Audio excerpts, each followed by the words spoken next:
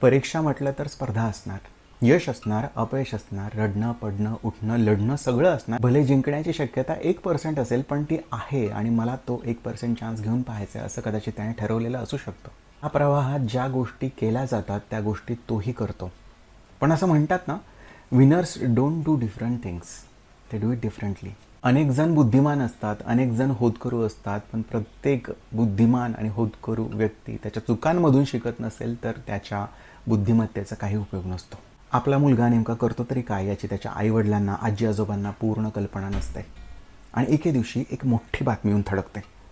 मेंढपाळ समाजातील बिरदेव ढोणे या विद्यार्थ्याची केंद्रीय लोकसेवा आयोगाने घेतलेल्या परीक्षेमध्ये IPS म्हणून निवड झालेली आहे. एखादं स्वप्न पाहणं, त्या स्वप्नाचा पाठलाग करणं, प्रयत्न करत राहणं खूप महत्त्वाचं आहे.